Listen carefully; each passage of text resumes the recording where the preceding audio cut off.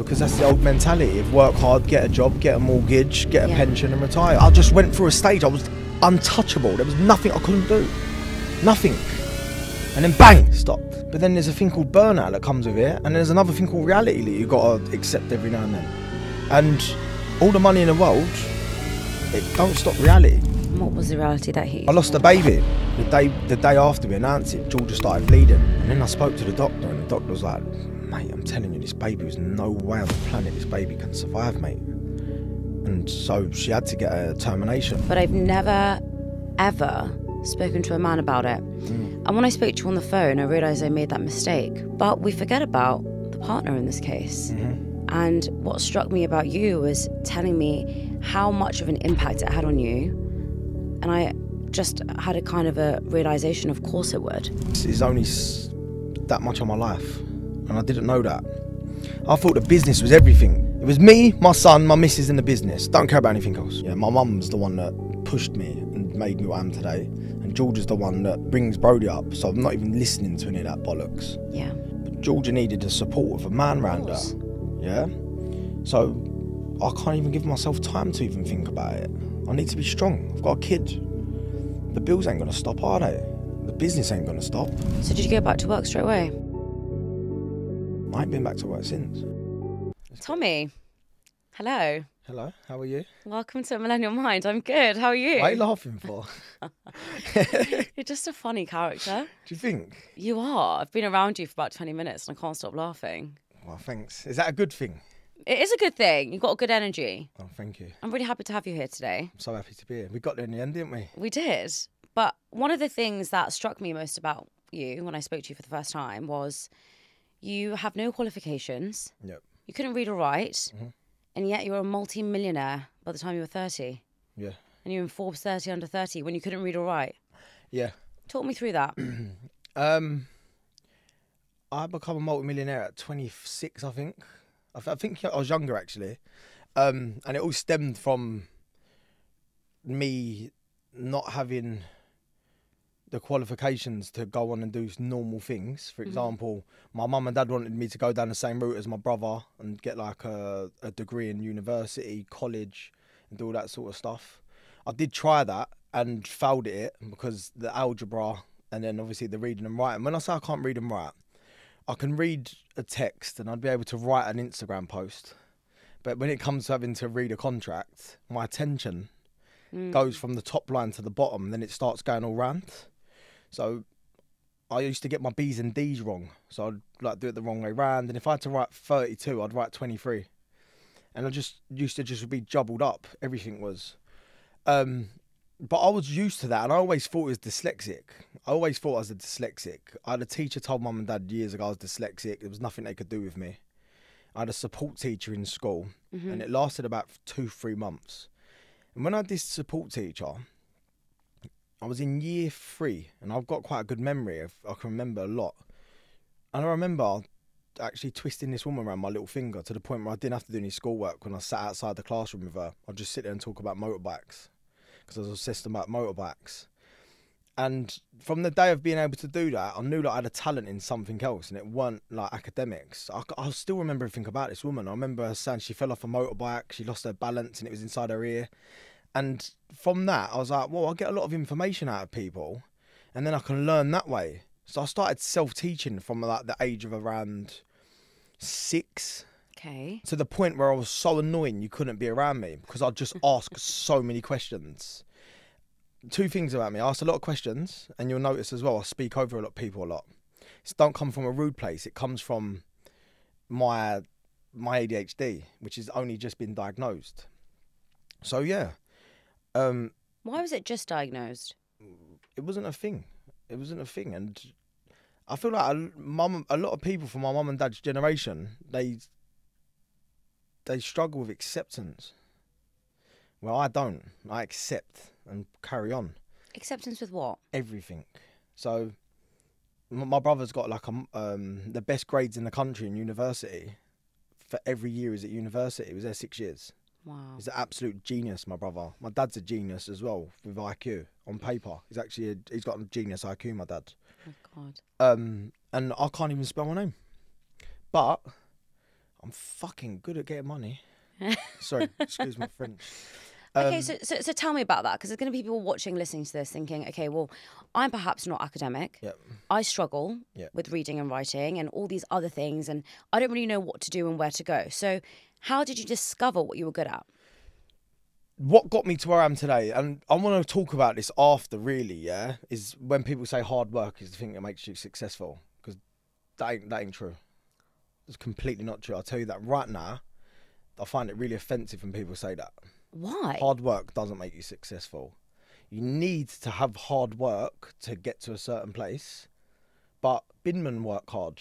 My mum was a cleaner. She worked 3 jobs. My mum wasn't successful in getting money. She's successful as raising her kids, but she worked her fingers to the bone. Yeah. I remember my mum coming home, right? She used to get the bus back from shopping, and she would have like lines in her arms where she was holding the shopping bags for so long coming home from Angel in Islington to where I used to live, yeah? Does my mum not hard working? My dad worked loads. My dad worked all the hours that God give. There's only so many hours you can work, but your circumstances So true. play a big part. So I'm not going to say I'm here for the hard work, because I'm not. I'm here because I've got a mindset that can withhold a lot of no's. Do you believe in luck? I feel like you make your own luck, but yeah, I do believe in luck, and I believe in destiny more than anything. I feel like I'm the luckiest person in the world, and I'm not going to go back and even start talking about how it's just hard work's the key to success, because I'm not going to sell a false dream to someone, right? And I'm not going to make people feel worthless, because the people who are working my business, who work crazy hard to help me become what I am, and for me to live my dreams, couldn't work any harder, yeah? I agree. They're never going to be worth the amount that I'm going to be in the job that they're doing for me, because it just don't work like that. The person who's working in the hospital, like driving themselves mad every day, blisters on their feet, they're working hard. But they're working hard to save people, not to get money. So the hard work is the thing that makes you successful. That ain't the only ingredient to success, yeah? Mindset is the first thing. And I also feel destiny. I feel like I'm destined to be where I am today. I was always meant to be here today. I'm always meant to go further. And I'm here to inspire. And that's why I feel like I'm in this position. And it all stems back to 2006 mock GCSE exams, me failing all of them. And my dad telling me I was going to amount to nothing in McDonald's car park. Sounds like me, to be fair. Yeah, and I was like, who's not going to be anything? Why am I not going to be anything? Because you're not got grades. All right, fine. Well, that's in your opinion. So your dad was an academic? Majorly genius academic. Like, you've probably seen more people like it, but where I come from, very rarely see people as clever as what my dad is. So he was pushing you to be in that. Yeah, he was pushing me to become successful through academic, because that's what he knows, because that's the old mentality of work hard, get a job, get a mortgage, get a pension and retire. I don't believe in that. At what stage did you decide you didn't believe in that? The day that he told me that. Really? Because I used to listen to mum and dad argue about money, and if he had all the answers, why are you arguing about money? You ain't got the financial freedom to think it. My dad was having it hard then. And my dad gave me everything growing up. And my mum and dad worked so hard, and they made me honest. They made sure I never lied. They made me hard working. They encouraged me to go out and pursue what I wanted to do. But my mum and dad are both different people. My dad is very academic. My brother's like him. My mum's different. My mum just knew that I had something in me. And I knew from that day that I was going to do it. And I said to him, listen, all right, sweet, well, we'll see. We're a millionaire by the time I'm 30. And I'm multi-millionaire by the time I was 25, 26. So tell me about that transition, because there's a lot of people, I have a similar story. I didn't do very well in my GCSEs, and I feel that my mum has always seen something within me. And I think we all are meant to go down a different route in life, except we're all taught to do one path, right? We're all taught about one way of success, and that is to get good grades at university, get a good job, get a mortgage, get a house, and there you go. Bingo. You're going to be a millionaire by the time you're 70 and you're retired and you don't have enough time to spend it.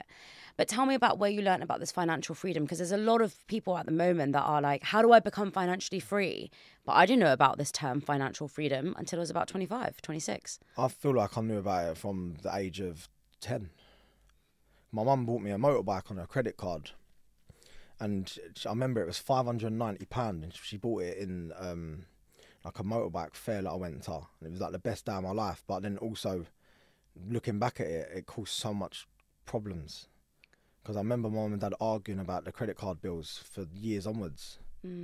And for me, it was like, look, you don't have to make it too complex to anything more than what it is, yeah? Being financial free is this. Can you go on holiday a few times a year? Yes. Can you comfortably go to work Monday to Friday, your house is paid for, have some play money, and then maybe have a little bit in the bank in case the interest rate goes up and then you're gonna be a bit behind? If you can do that, you're financial free. I personally feel like. But then you can go to the next level, is where your ambition can take over and you want to go to, you want yachts, you want planes, you want houses. It's all different, isn't it? Depends what you feel like you need and what you're destined for. And what do you need? I want peace. I read in an article that you said you had a hunger for money. How does peace correlate for hunger for money? Because when you've never had no money, you feel like it's going to solve everything. When you come from nothing and you've never seen money, you feel like money's the answer to everything. Is it? Of course it ain't. But you need to get there to understand it. So if I sit here right now and I'll say money's nothing, it's not everything, everyone that's not got no money is going to comment under this podcast right now saying it's easy for you to say that you've got money. Agree. But I've been both sides.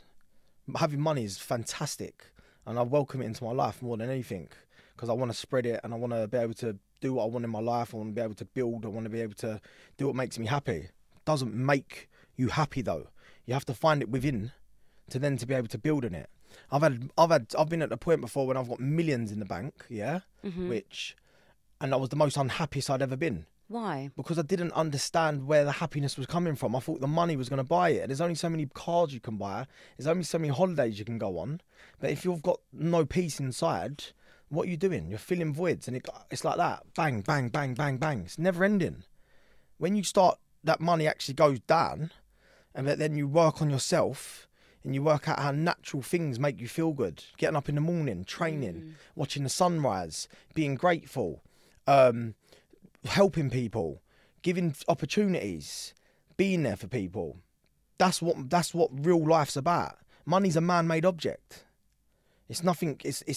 We made that. The natural things we're here to do are the things that give us that inner fulfillment. So look, I was multi-millionaire with ADHD and I was losing my family at one point. Why? Because I had bad ADHD and my impulse was taken over. In what sense? So I'd buy a car on a Monday, try to sell it on a Friday. George would come home, I'm selling her car. And then I'd be going mad because I just had all this stuff inside me for me to just keep building. I weren't one bit content. And without that, you're worthless. Don't matter how much money you've got. You'll lose it. I'm interested in knowing how you become content, because can you be ambitious but be content at the same time? Yeah. How?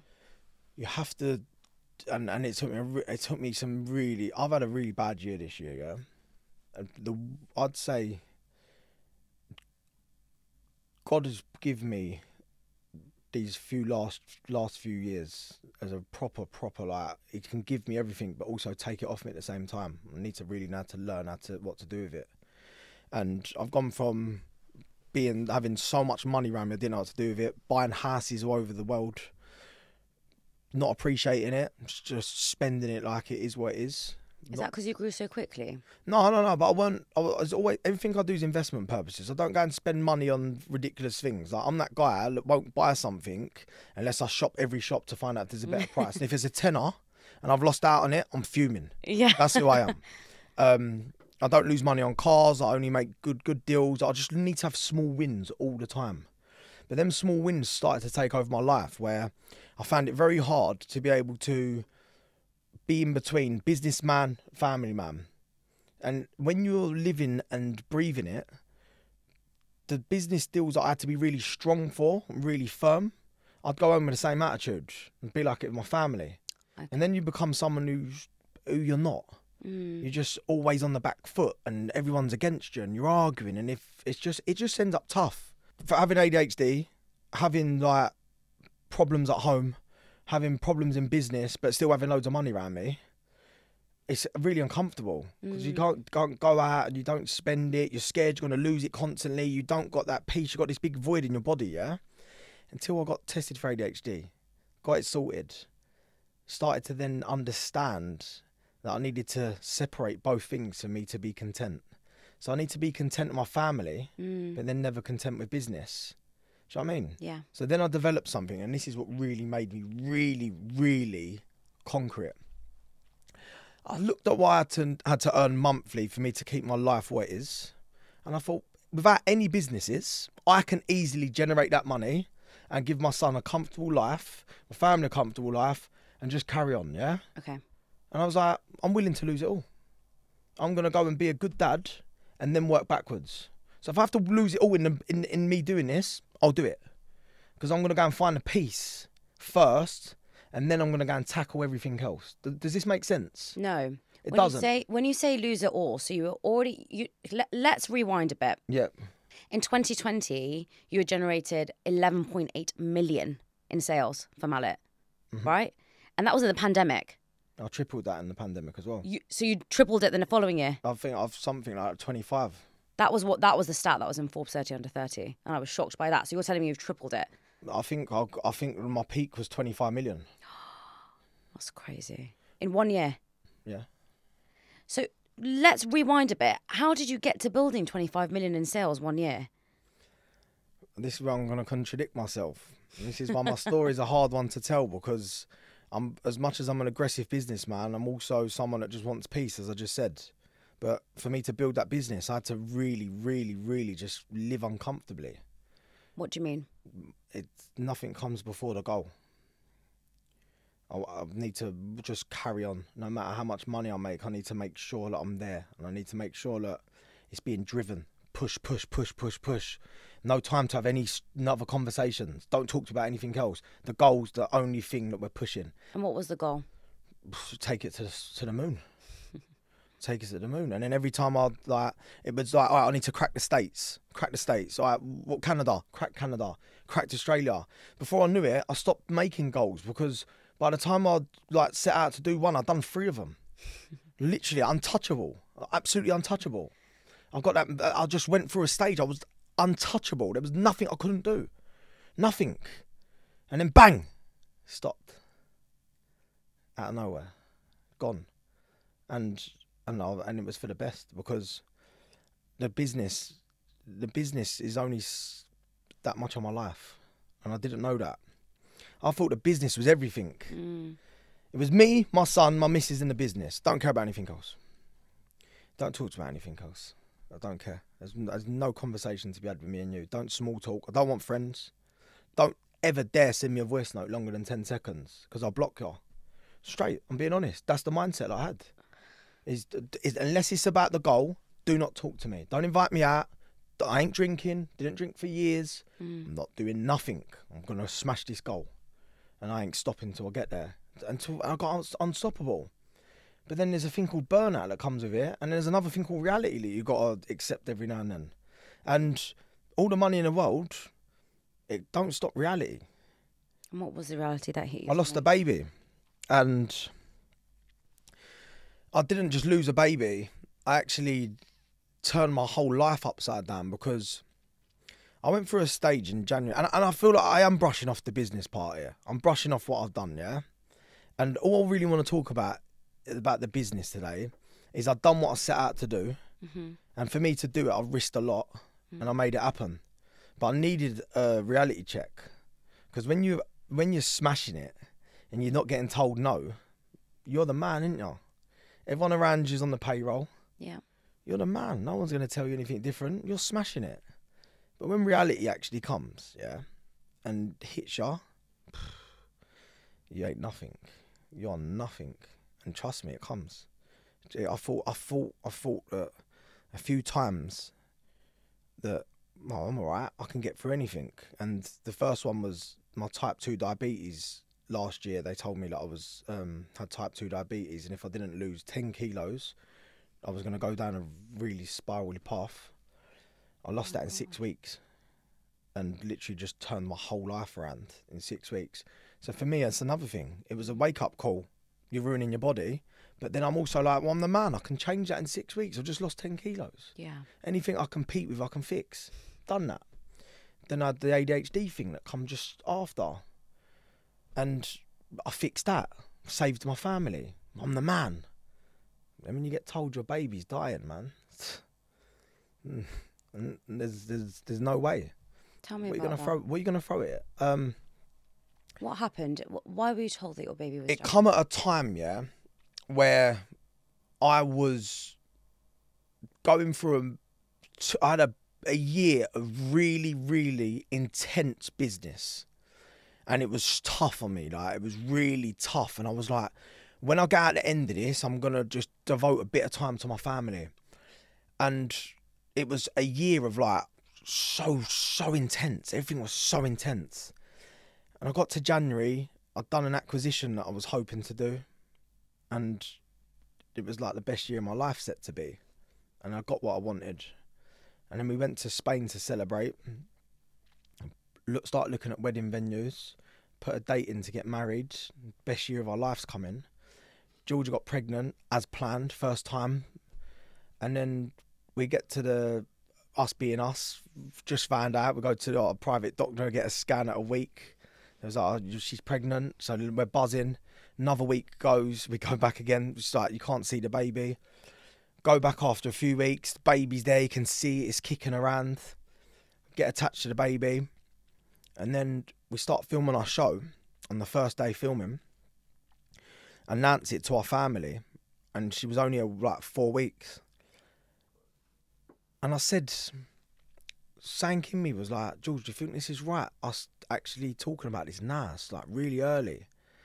And with me always having that sixth sense that I've got, which I'll speak about later, something didn't sit right with me. And I was like, do you not want to wait, George? No, let's do it. But both excited because we just want this little girl and we've got a miracle, yeah? And the day after we announced it, Georgia started bleeding. And, wow. You're in a... It then hits you, doesn't it? What do you do? So we go and get a scan. First one was like, everything's all right. It could be something to do with the baby trying to attach itself to the sac, the sac has to stick to, I don't know, man. I can't go into the science behind it because I don't know the words, but when the sac has to stick to the uterus or something, I don't know how it works. And basically it was like, but she said, you know what?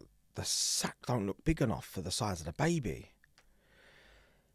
And with me being me, coming out of this winning streak, what do you mean it ain't big enough? I ain't having that. Georgia, moving doctor, get down to Portland. Go down to Portland. And they're like, yeah, it's too early to tell. You should be all right, though. Jump on these tablets, do this, this, and this. So we had 4 weeks of us having to sit there and wonder from 2 months to 3 months whether the baby was going to survive. And they basically said it was a chromosome problem where the baby has 3 sets of chromosomes. And a baby can't live more than a week by having it. The majority of them don't last. And it was just, it's nothing to do with either of us. It was just God, innit? It weren't meant to be. And we had to literally go a month, Georgia being pregnant and getting bigger and bigger, praying every day, turn down tools, and just literally just done everything we could to try and give ourselves the best chance. And in them times, you really understand that. Yes, obviously the money helped because I could take her to the best doctors. I went and see the best doctor in the country. I had the best care you can imagine, and when they tell you that when you go in there, and they put the scan on her, and I just looked at him and I read him before he spoke, because I've always been able to do that. And I went, George, your bladder's full. You need to go to the toilet. They can't see the thingy to get her out of the room. And I went, tell me. And he went, like that. And so I was like, oh, shit. So, yeah, that was it. They was like, look, you can either just try and carry on and you're going to have a miscarriage, or you can just put yourself out of the pain and have a thingy. And like, I come from a Catholic family, a Catholic Irish family, and I just believe that what's meant to be is meant to be, and things like that. So I sort of started just praying constantly. And then I spoke to the doctor, and the doctor was like, mate, I'm telling you, this baby, there's no way on the planet this baby can survive, mate. And so she had to get a termination. And it ain't until you go through something like that. Yeah. Do you want to take a minute? No, never. Why never? What's the point? Well, you can't show emotion. That's what it's about. It's about the journey, innit? Can't always be win, win, win. Like, you have to take losses, don't you? And yeah, what can you do? But look, we're lucky. We've got a kid and we've got a son, and literally we got through it as a family. And instead of just moping around and letting it ruin us, we didn't stop filming. We covered the whole thing. Really? I've spoken a lot about miscarriage on this podcast, but I've never, ever spoken to a man about it. And when I spoke to you on the phone, I realised I made that mistake. It's always about the woman, and that is because they hold the baby and because they share their experiences. But we forget about the partner in this case. And what struck me about you was telling me how much of an impact it had on you. And I just had a kind of a realization, of course it would. But I've never really asked the man in the relationship, no one does. How do they feel? Even when like you're in the hospital and the midwife don't, it's all about make sure she's all right. Yeah. That's my number one priority in my life, not just because she's had a miscarriage. Make sure she's all right. Fucking stupid thing to even tell me. That's why I'm here. Yeah. And as the man, shit needs to keep going, doesn't it? Like, someone has to be strong, don't they? And the way the reality is now, and I'm not getting into none of this man and woman and feminist stuff. I'm not even talking about it. It's not even my thing. My missus is stronger than I am. My mum was stronger than my dad. Yeah. Yeah, my mum's the one that pushed me and made me what I am today. And George is the one that brings Brody up. So I'm not even listening to any of that bollocks. Yeah. But Georgia needed the support of a man round her. Yeah? So I can't even give myself time to even think about it. I need to be strong. I've got a kid. The bills ain't going to stop, are they? The business ain't going to stop. So did you go back to work straight away? I ain't been back to work since. Really? No. Why? No, just couldn't do it. I went to a few weeks after I took Georgia to my American trip to just try and just do some something for us. Took her to Texas, took her to New York, took her to Miami to try and get away from it. And when I come back, I was like, you know what? I might have just emotionally checked out here, you know? And it's the biggest part of my story to date. So I've said this before, yeah? I don't have any regrets in my life. Anything. And I don't second guess anything either. And another thing I don't do is I definitely don't become a victim. I ain't a victim. Does that sound alright for you? I'm definitely not a victim. So for me, I'm like, what have I got to do here? What are these signs that are coming to me? So for me, it was like, this has happened for a reason. You need to change your life around. Change what though? Well, I was working. I didn't realise how shit can get taken off you so fast. Yeah. It's in the fast lane, wasn't I? The thing you neglect the most, yeah. It's happened twice now. It's happened to Freddie, the young boy that died, that made me what I, the majority of what I am comes from him. Because I watched I forgot how old he was. I think he was 12 or so. He might have been 14.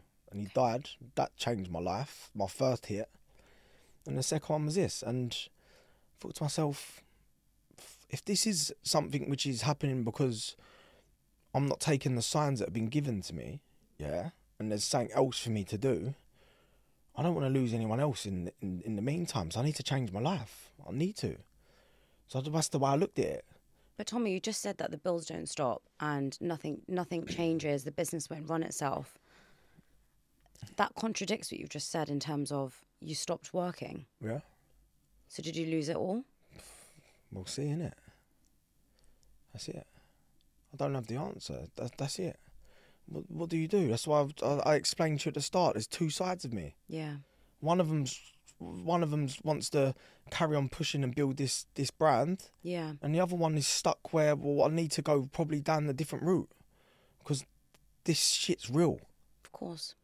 So I'm constantly contradicting myself. Yeah. Because I don't have the answers. Well, I think we all do.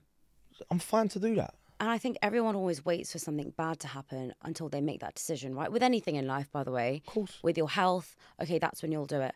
Okay, with your mindset, okay, this is when I'll do it. With your family, okay, now I'll spend time with them. I remember someone saying that, you're probably only going to see your parents 20 times if you live away from them. If you live in a different country, maybe 10 more times until they die. Because if you see your parents once a year and they're 60, 70 years old, probably only going to see them 10 more times. And you don't think about that until you're in that position. Yeah. And when you lose someone or when you've lost something, you do anything to get them back. And yet, I think what's so brave about you is you're making a change. A lot of people in your position would go through that situation and then just think, well, I'll just try again. And, I'll just keep blocking it out and I'll focus on my work and my business because ultimately, this is what's going to make my family happy. But you took a step back and realised that isn't making my family happy. And me adding another Ferrari or me going on another holiday or me doing something else isn't solving the problem. And me running away and going to America hasn't solved the problem. So the money isn't solving the problem. You can't buy another kid, can you? No. So that's what I'm saying. And I said this at the start. I'll constantly contradict myself because I don't have the answers. But look, I've built a great team who run Mallet, and I'd be lost without them. And they're keeping the business going. The business is doing very well. Yeah. I'm in and out on phone calls. I'm just struggling to get back into the swing of it because I've probably suffering a little bit of trauma a little bit as well. And I just want to spend as much time with my family as I can. But then I want to create new things and I want to spread different messages. And I've been doing it for years now. So I've just got to the point where when you lose something and you can't replace it, it just makes things different. And I don't have the answers, I promise you, because I'm going through this. Like, I've normally got an answer for everything, but I'm going through this now. So I'm going through this transition period in my life where I've had no other choice than to just turn to my spiritual side, turn to God, and constantly be around my family. Because when you're grieving something, because all you want to do is be around something that brings joy. Money don't do that for you. One thing my mum and dad taught me was to morally be there for your family, yeah?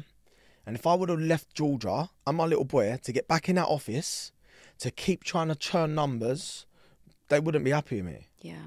So I've done what I had to do. And I've stepped back and I've loved watching it grow.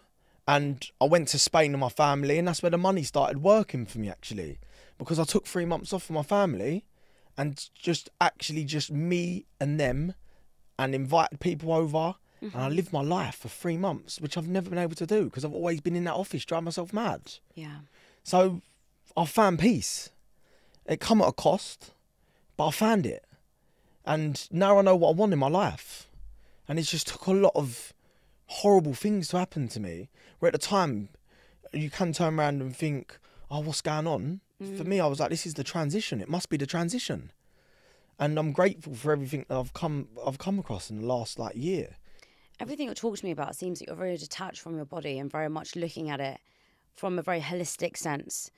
And you've touched upon your spiritual side by saying you've been able to read people. You said that about the hospital. You said before the doctor said it, I was able to know what he said. And before you talked about being able to be a psychic at the start of this podcast. Talk to me about that. What do you mean by you have these psychic abilities? So I'm psychic. I always have been. And since I was 6, it was the first time. And I don't really speak about it because people don't really understand it. And then you just become a meme of everyone thinking that you've lost your marbles. Yeah. Where I've not lost my marbles, I found them. Yeah. And I basically see something when I was a kid. My mum was going through a lot of pain with a bad toothache, and I could hear her screaming. She had an infection in her root. Right. And it's one of the worst pains you can actually go through, right? It's not like having a hole in your tooth. It is horrendous. and I could hear her screaming. And my dad ran around at the time, praying, screaming. And then she just stopped like that. And I could hear her screaming at someone's name. John Ma, please help me. God, help me, please. Send someone, help me. And it just stopped. And I just remember hearing this mad silence in my house. And I was young, I was 6, 5 or 6. And as I heard her stop, I see me and my brother shared a room, a small room in his house in Islington. We had a bunk bed. This blue light just come through the bedroom past my room. But as it went past my room, it stopped. Oh my God. And just looked at me. But I couldn't make out what it was. I just see a blue light. Like a piercing blue. So I'm petrified now, yeah? Because I don't know what this is. Of course. And I'm like, I just remember going, Ben, to my brother, Ben. And I can hear him moving, but we didn't speak about this till after, 10 years after. He said, I see that blue light, you know. I felt that blue light. I didn't see it. I felt something was in the room. And I just felt like it was going to be all right, so I didn't get in the way. But I could see it. What? I could see it. And have you seen it since? No, because it was a healing spirit. It was my mum's guardian angel.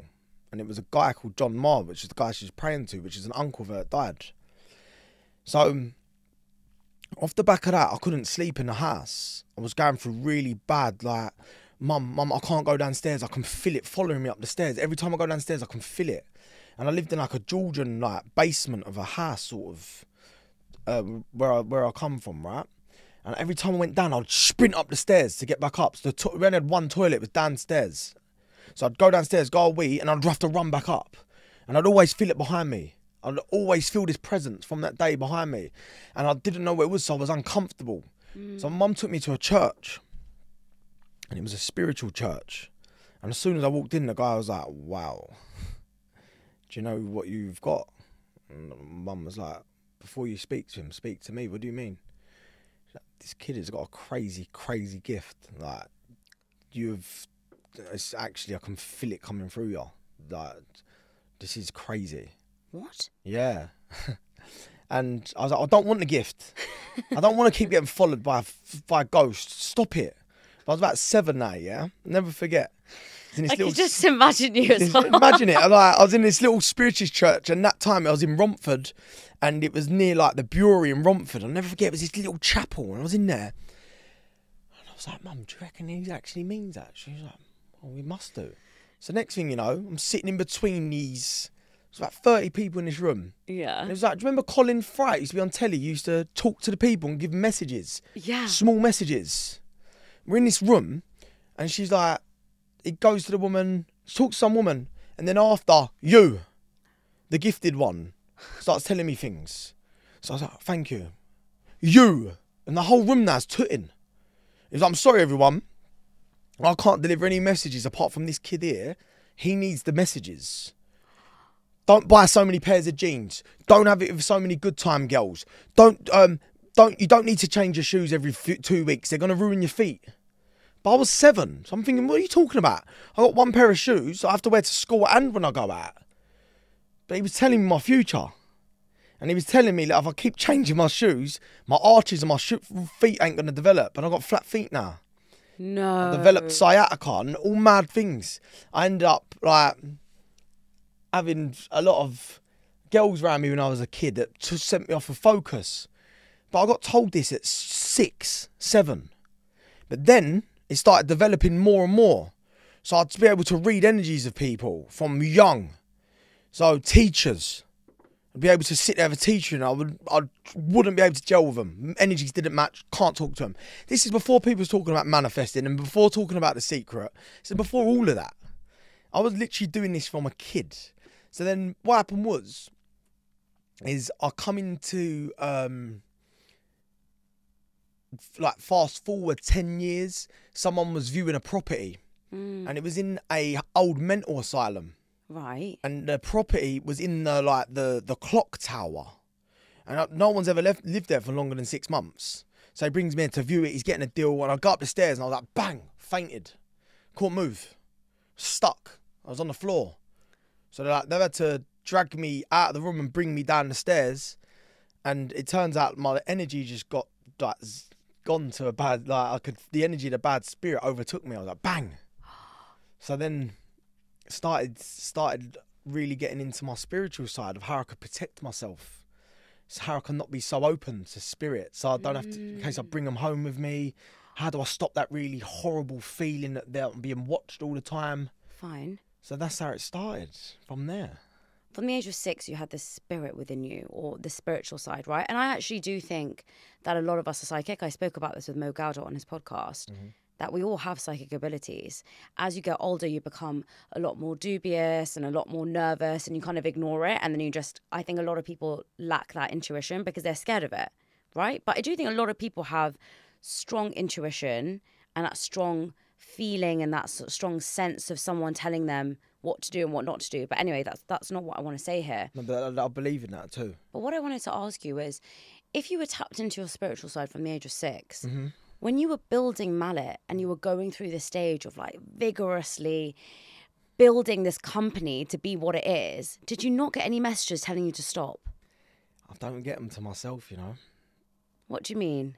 I only get them on people and feelings of people. I don't actually get sent messages for myself. I have the best gut feeling ever.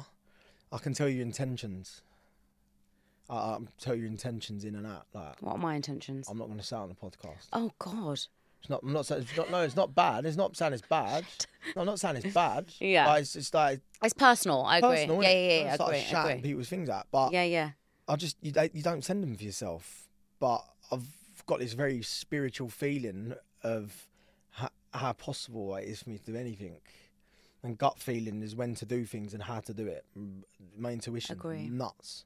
I agree. I'll never go against it. But then, just the spiritual side that people really don't understand is the part with the spirit of me saying that I'm psychic and things like that. A lot of people struggle to understand it. Well, of course they do, because it's not tangible. Yeah. But what people forget when they tell me they don't believe in spirits or they don't believe in God is, how do you know your partner loves you? It's not tangible. How do you know I trust you? It's not tangible. Sometimes we have to trust our gut and we have to work from our intuition. You always because have to. Not everything is tangible. And I have said this multiple times. My gut will direct my decision. 100%. And I can meet somebody, and if I don't get a good energy from them, I will not release the podcast. I recently did a podcast with someone really influential, and I got a horrible energy from them. And I just checked out from it because I thought, I'm not going to release it. Good. And I think that if I do release it, something bad will happen. I don't know what it is, but my energy and the energy they gave me was so negative, and I walked away feeling deflated. Now, the reason I do this podcast is because when I walk away from an episode, I feel uplifted. I feel empowered. They made you feel like that, though. That's why you felt deflated, though, because they zapped the energy out of you. And that's why I don't talk about my abilities and things like that, because I don't want people even coming to me with any other way. Well, it knocks you, doesn't it? Because I've had some spiritual experiences and I've spoken to some people about them.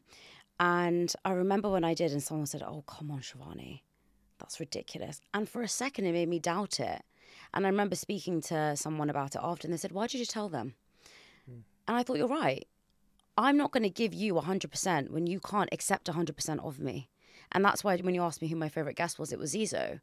And one of the things he said to me was, if I give you 100%, and let's say I lied to you about it or I misuse your trust or whatever, the next time I'm only going to give you 20%. So that I know if you do that again, I'm expecting it of you. Of course. I can't expect you to give me 100% when you've only ever given me 20. So if I expect somebody to not trust what I'm telling them, I'm just not going to tell them. Because what's the point? They're just going to come to me in negativity. But the fact that you've spoken about your spiritual side on this podcast and the fact that you've actually brought that up on here, were you nervous to do that? No, I'm not nervous. I'm not scared for nothing no more. Literally, I'm just me now. And it's really hard to be someone you're not. Yeah. It's so hard because I am wacky. I like being like that. I don't want to act any other way. I've always been like this. My whole family, like Georgia's been like this since I met Georgia. She's always known what I was about. Yeah. I've always been able to call things. It's always worked in my favour. Sometimes it don't. Sometimes it is what it is. But I'll get a feeling one day, and it'll be from Freddie that died. Ring my mum. I need to get hold of my mum. Talk to me about that. You mentioned that. You said there was 2 moments in your life It's that... tough, man. I'll do it, but I every time it's I don't. I was going through another time of me being really selfish in life, and I got a phone call one day, and they said there's a kid, he's terminally ill, he wants to meet you, and his last wish was to meet you, Michael Jordan, and Kanye West. Obviously the other two was busy in it, so they rang me, and I said no, because I said I can't. I'd just gone through having a breakdown, a stress breakdown, because everything was so overwhelming. I was like, don't think I can do it. I can't go and make this relationship with someone and then lose him. I don't know how he's going to come in. I don't know nothing about him. I ain't doing it. Anyway, something just said, do it. Do it. Get him in and do it. So anyway, I agreed to meet him. He come in. Kid called Freddie. Had just a condition, a cerebral palsy or something like that, I think it was. And he come in, he was the freshest kid you've ever met in your life. He was just fresh, just styled, unbelievable, had the same aftershave as me on. I met him and I loved this kid. And I'd offered him a lot. He didn't want to take anything off me. I couldn't give him anything because he was dying. And when I said, all right, well, tell you what we'll do then. Me and you design a shoe, and then I'm going to release it. And when I release it, you can have all the money. You can go and buy whatever you want. He went, what do I need it for? Spend it on Georgia, he said. So meeting him really put a lot of my life into perspective. And I'll never forget that kid, because I speak to his family constantly. I've never ever left his mum since. We do, like, I'd like to think we do a lot for each other to get through, like, pain. And he just taught me a lot. And unfortunately, he died before I could release the shoe, so he didn't actually get to see the release. And because I was trying to separate myself a little bit from it, because I knew where it was going, and I was like, do I need to put myself through this? I'm struggling with other things. But I feel like I didn't do everything that I promised to do. I didn't get the shoe to him quick enough. I could have got it done quicker, but I had a lot of other stuff going on. So when that happened and he died, I'll never forget, I thought, you know what, I'm not going to let him down now. I'm going to go for this. So I released 2 shoes, give both the money away. The first one was Raise the Sunshine, to give another kid a opportunity to get what he done, to keep the charity going. And the other one was Dream Flight, where kids go to their last holiday, or they get to go to America and things like that. So I donated money to that. Wow. And with that happening to me, it humbled me in so many different ways. And my career really started after that, because I understood that there was more to it. Do you know what I mean? I was like, you know what? I have done all right here. Don't be so hard on yourself. I know you've got to, don't be too content. Don't be content in business, but you've done all right. You helped that kid. What was the gap between losing Freddie and losing the baby? I lost Freddie in 2019. That's 4 years. Oh, wow. Yeah, 4 years. And I know it was for a reason. But Tommy, I have to ask you a question. Go on. You lost him in 2019, and you said it helped you change. Yeah. But you said that 2020 and 2021 and 2022 were like the hardest hitting years of your career. Yeah. Yeah. Well, what do you make of it? So did it make you change? It made me do a lot of things. It made me tap into, pick up where I left off on my spiritual side, because I wanted answers of how a young kid could just go like that had so much about him. Okay. That's what it done for me. It gave me so many answers. And when I spoke about it after, I watch it back like I've got my shit in order. Like, I'm talking like I'm changing. I've got my shit in order. This kid come along and he changed my life. He did change my life, but I didn't change who I was. He changed my life completely. He moulded a different life for me. I didn't change who I was as a person. That's what I'm trying to get out of it. I didn't. Yeah. Because I still had the hunger inside me, and I still hadn't had the peace. So I tapped into my spiritual side and feel like I've done everything I could to try and get answers, and I'm always going to have him to thank for that. And I had something to like look up to her and really, really say, "Do you know what? I'm going to do this because I'm going to inspire even more kids like you now." But with me doing that, it gives me more and more ambition. Yeah. And the ambition for me is the thing that's also my worst enemy, because it gives me, it's painful, man, because I want it so much. Want what though? Just whatever's inside me, and whatever it is at the time, it has to be 1,000,000%. So it was, all right, live on, like, for example, Freddie dies. All right, now I need to make sure that it weren't a waste of him picking me to be that person that he wanted to be around. Yeah. I need to bring these shoes out. I need to help other kids. I need to do more for charity. I need to let everyone know who this kid was. But then it's just like you're always chasing the next thing. So then 1 minute I'm trying to just get his name out there, and then next thing you know, of COVID hits, and I'm got this American dream was getting me through COVID, which I end up smashing it on Zoom and doing COVID. So I got COVID, I end up smashing America, Canada, and Australia and won it. And then I'm like, tunnel vision. Yeah. And then I go back down to my old ways, don't I? Of just not having think about anything else apart from the target. I'm admitting that I'm a complete mess. Yeah. And that's why I'm do what I do. Yeah. Because that I'm always driven by this and this. But the thing I can say I'm doing different this time is I've done the dance now. And I understand it can be taken off you. Yeah. I understand to appreciate it. I understand not to take things so seriously. I know that it's all about family. What comes else is a bonus. Like, none of it's critical. That's why I feel like I can have a bit of peace now. Because as I said, I'm not scared to lose it all. Yeah. Because I've lost so much. And that's the pain, because you can't get that back. The money I can get back quick. I can start again tomorrow. I'll do the same thing again. I'll do it 10 times bigger. Yeah. Because I've done it. Yeah. So my goal, my journey now is to make sure whatever I do it with peace. And if it takes my peace away from me, it's too expensive. I need to get out of it. How do we do that, Tommy? How do we build a global brand? How do I build a global brand with peace? Tell me. What are you doing now to make sure you're managing your peace, you're growing, you're still hungry? I'm starving. Purpose, man.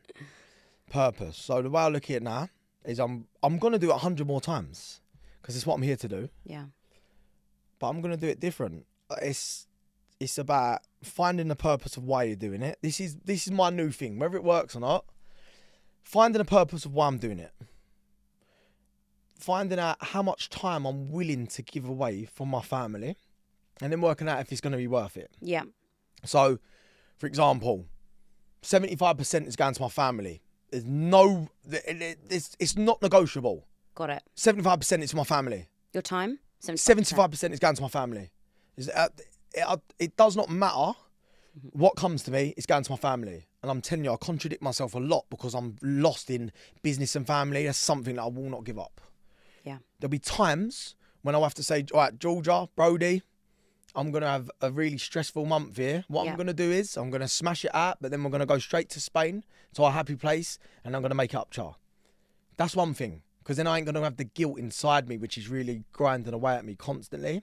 I think that's normal. I think the problem is people think you have to have balance all the time, and you don't. There's going to be some months where my career is going to take over more than my health, by the way. There's going to be times when my career is going to take over more than my relationships. But there's going to be times when my health has to take priority and my relationships have to take priority. You can't have balance all the time, every year, every minute of your life. It's impossible. Do you know the only way that you find out the balance? Go rock bottom with every one of them. Yeah, it's true. If you've got it all perfect, you're never going to get there. Yeah. And now I'm like, all right, 75% for the family. Whether that means making sure I'm not stressed at home. Yeah. So it's less time, but when I am there, that 75% of my commitment is just to them. Health and fitness for me is huge. Really, really feel like that ticks me over. Yeah. But then also me giving back and helping people. And the reason I have to do it this way is because I'm choosing to do this now. I don't need to do it. Yeah. I can sell up now and go and give it all to my family. And I don't need to do anything else ever again. So I need to make sure that there's a balance which is in my family's favour. Because when I die, yeah? My little boy ain't going to go to me, all the stuff my dad achieved, because he'll be bored of people talking to him about it. He'll be thinking about the little things. Me and him going to feed the fish. Yeah. Me teaching him how to go on his bike. Me teaching him morals. So look, I'm at a really peaceful stage of my life right now, yeah? Yeah. And this is where I'm going to be my most dangerous. Trust me, I will be my most dangerous now. Why? In terms of business. Because it's just a bonus. When someone ain't got no ego attached to it, it ain't about trying to become billionaire, which will come with the success. It's all about pushing that little thing inside me and letting it just work. Because I've realised, unless I let that work, I'm never going to be right. I'm always going to feel like I'm trapped. I need to have that little bit of creativity going on at the same time. Yeah. So that other 25%, yeah, is just fun for me. And it's fun, and I want to spread messages with it. I'm open and honest of who I am now. I'm not going to, like I've said, I lead a lot with my spiritual side. I'm big on promoting wellness. I'm going to give opportunity. Nah, it's a bonus, isn't it? It's like more, why am I doing it? Well, I'm doing it because I've got something inside of me. It just needs to be warmed up every now and then. And now I feel like it's really, really, really going to happen now. What's going to happen now? Honestly, what's the next you know, when you steps? wake up and something scares you, Yeah. that's when something big's going to happen. I agree. And I'm big into wellness. I'm big into spreading messages. I'm big into inspiring. You see, I was so happy about seeing the book. I was like, that for me is massive. Mm-hmm. I'm working on things which is gonna change how our generation looks at things. And I'm not saying anything more than that whatsoever. But I'm so excited for what's to come, and I'm gonna basically do it off of all the failures and all the bad stuff that's happened to me. Yeah. Happened for a reason, because I can handle this. I've proved I can handle the bad stuff that comes to me. So now it's for me to tell people my story, so people feel like it ain't just them. I've lived it now. I've been through every single thing that I've been through in the last 2 years, 3 years. I'm ready to tell the story now. And I feel like it happened to me for a reason. So now I'm really going to go for it. You talked a lot about purpose in this podcast. Huge. What's your purpose? My purpose is, look, there's how you actually, there's what you want it to be, and there's actually what's inside you. Mm-hmm. I feel like my purpose for me to be a good dad, be a good family man, that's not, my purpose is for me to show people it's possible. It's to show people that don't get the given cards at the start, let them know that it's possible. It don't matter, you can do it. That's it. All the shit I've been through has been for a reason.